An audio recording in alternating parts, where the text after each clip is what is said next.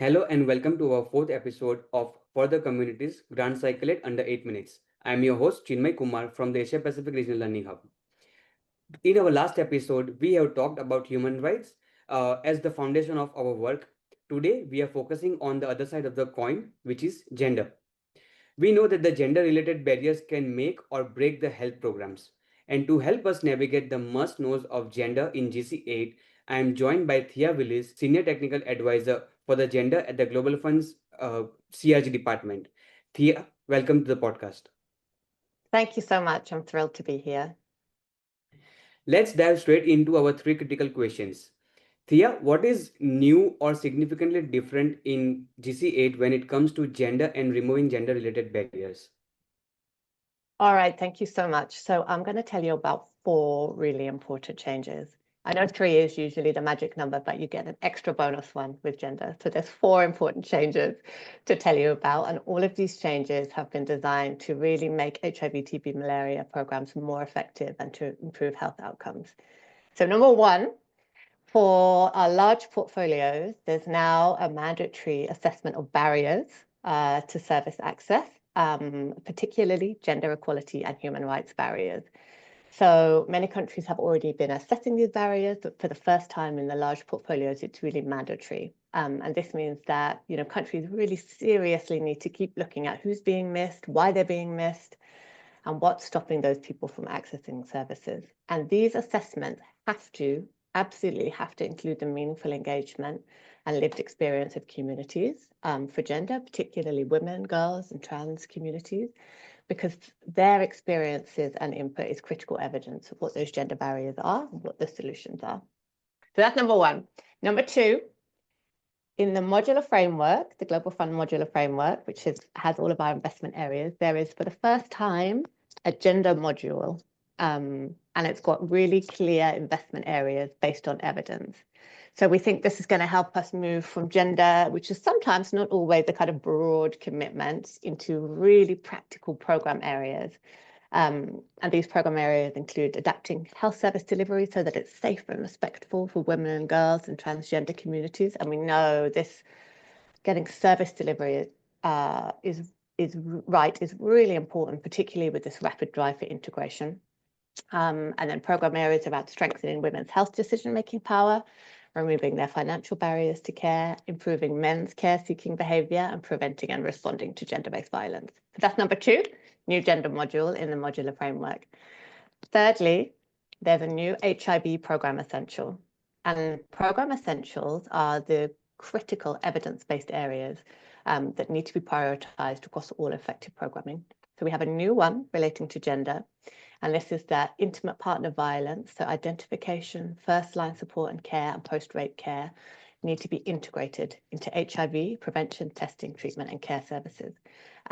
So progress towards this program essential should be reflected in the funding request. And this is the bonus one, number four. There are new gender equality and human rights matching funds for eligible large portfolios. And these matching funds mean that there are additional financial resources available for countries when they include a strong commitment and have strong focused investments in gender equality and human rights barriers. So communities can check, is their country eligible for these matching funds? How are they going to be planned? How are they going to be spent? And how is that going to advance gender equality and health? Thanks. Yeah, thank you so much for the bonus. During this time, bonus is going to feel good.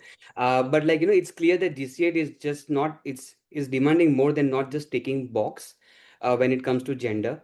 But when resources are tight, things get missed, right? So Thea, in your experience, which aspect of gender programming is often overlooked, and what should communities be prioritizing as this heads into the GC8 negotiations?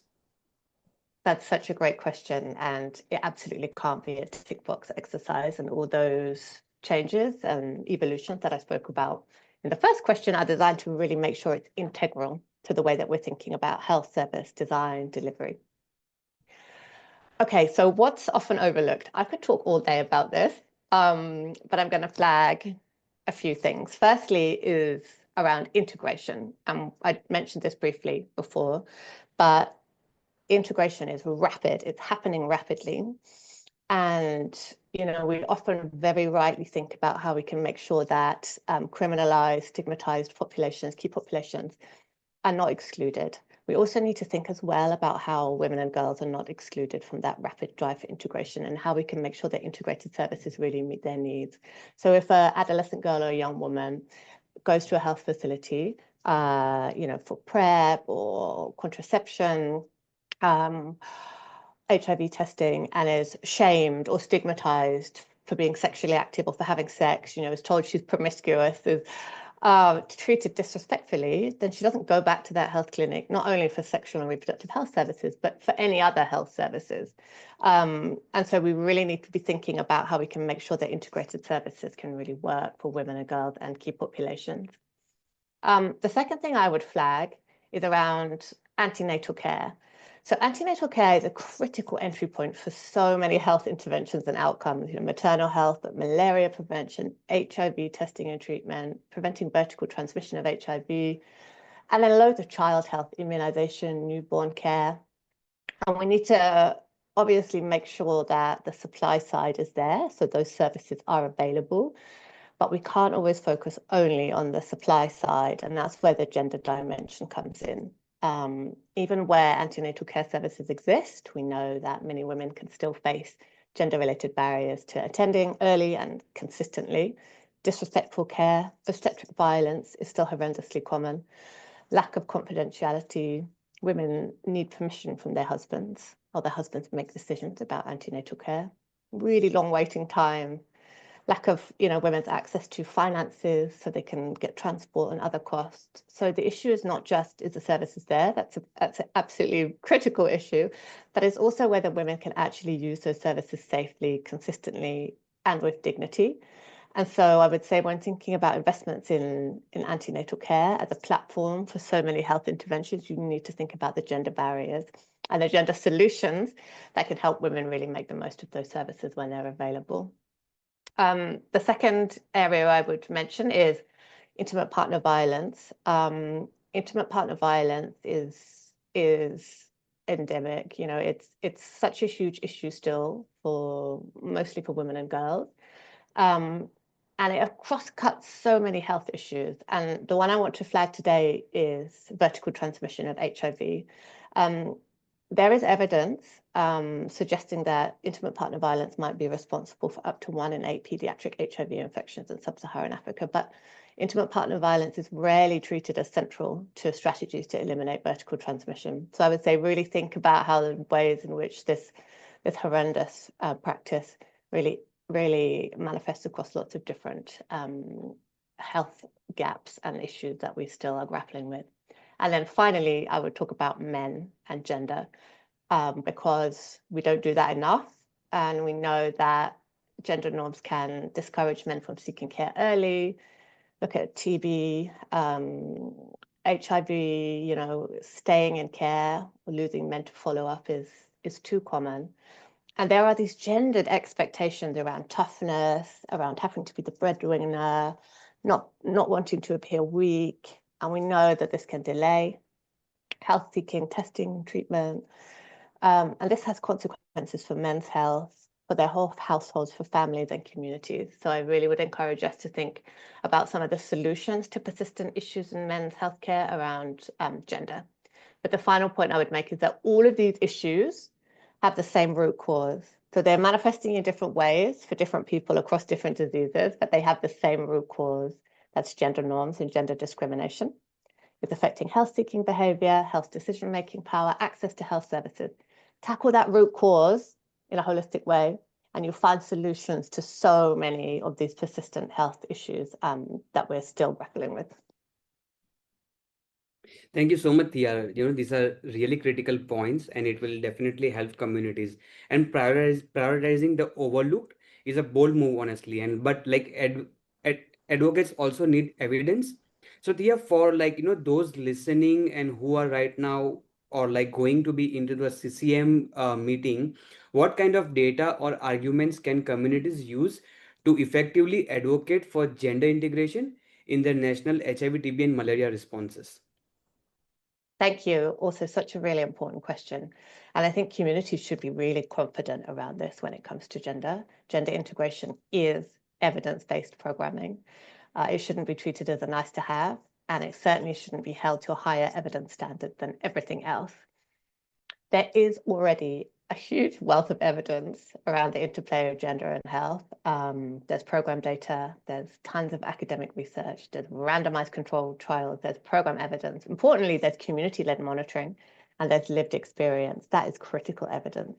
And all of this shows the interplay between gender and health outcomes. So I would suggest maybe 3 things that communities can use. Firstly, really dig into the program data, because that's what speaks to the decision makers that are making program decisions.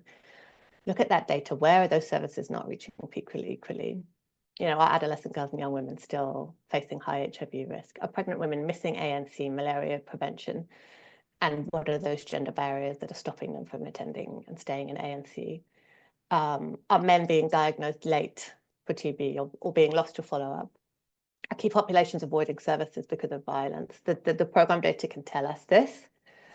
So use it and then ground the solutions in closing those programmatic gaps. I think that really speaks to the program priorities. Secondly, community evidence is absolutely critical. Community-led monitoring reflects people's real lives and lived experience. It's like gold dust. So we need that information, and that needs to be fed in. We can see where the gaps are, but importantly, that information also tells us why those gaps exist. And we need that evidence to design programs that really work in real life for real people. And then finally, I think the investment and impact argument is really critical. So show how these gender barriers are either making people more vulnerable to diseases or stopping them from accessing and staying in services. And then how funding and removing those barriers can improve uptake, retention, adherence, prevention outcomes, quality of care, you know, improve across the whole spectrum. And so I think just really being confident that there is a wealth of evidence around gender there, and that gender equality is not separate from impact, is part of how we achieve impact across HIV, TB, and malaria programming. No bonus this times, but like, the points which you have shared are really critical, and this is definitely going to help communities. Thank you so much, Thea. Like, you have shown us that addressing gender isn't just a social goal, it's a clinical and technical necessity if we want our health systems to work for everyone. To our listeners, gender equality is the key to reaching the unreached. We will request you to please share this video with your gender champions and community networks. Make sure that the gender section of your funding request is strong, funded, and community led. Subscribe to our YouTube channel, to our newsletter page, and please don't miss the single bit of the podcast series.